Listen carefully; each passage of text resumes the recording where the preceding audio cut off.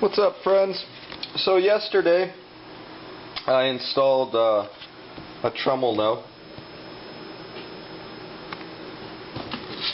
from All Parts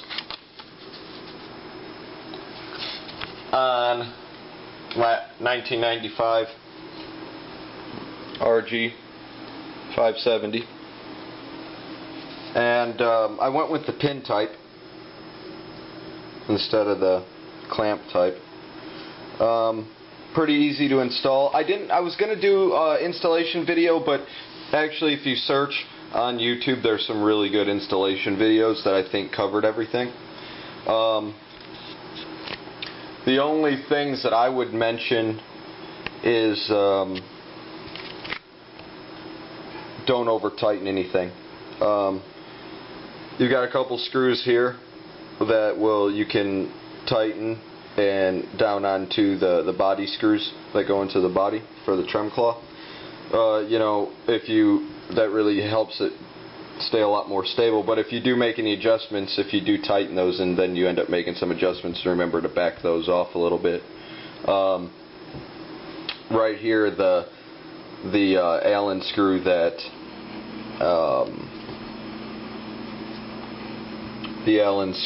holds the pin and aligns the pin into the body, that's really small screw. I mean, finger tight, and then maybe a little bit of a turn is everything there. So the biggest thing I notice is don't over tighten stuff, because you'll break or strip this stuff at all. It's all aluminum. I like not having the solder joint here, just having this again, another Allen screw to put this in. I really like that. I wish that all trem claws were that way. A couple other things I wanted to mention too that I thought was important while setting up these Tremol-No systems is really the alignment. Taking your time to really make sure that this piston will free float and move easily. Making sure the claw is aligned, and especially if you've got the pin type or the clamp type, making sure that everything is just really aligned when getting it together. So that's another important thing that I kind of wanted to mention as well. The kit comes with some spare stuff, some shims, a couple of shims which I didn't need, a couple of extra Allen screws that will fit various things on here, like the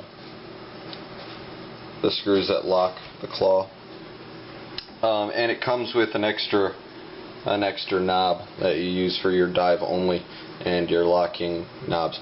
And one thing I noticed as well is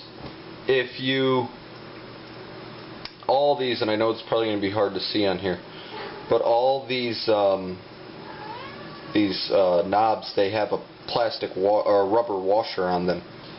And so when you tighten these down, there's hardly any, just a turn and a half and they will come off, and a turn and a half and they're completely locked. And I noticed that to get them locked you have to really turn them hard, but they won't turn much, just a tiny little bit, and it's because of that rubber washer on there. So if you find that maybe because of string or spring tension, if you find that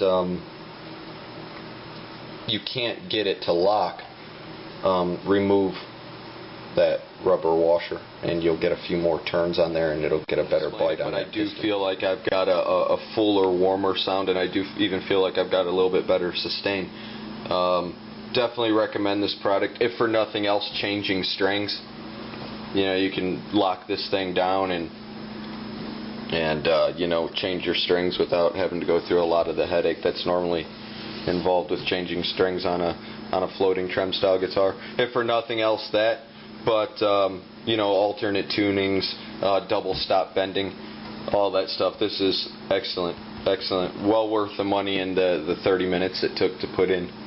So wanted to give an update on that, and then also something small. I put some DiMarzio here speed knobs for my volume and tone, because I'm addicted to speed knobs. And other than that, that's about it. I reset it back up with 10s. I had 9s on it for a little while, but I put 10s back on it. That's what I normally play with, and it's just what I've gotten used to playing with. Couldn't recommend, if you got a Floyd Rose or a Floyd Rose style bridge, I could not recommend getting a big trem block of some sort of material other than zinc and this Tremol-No system, which is just incredible.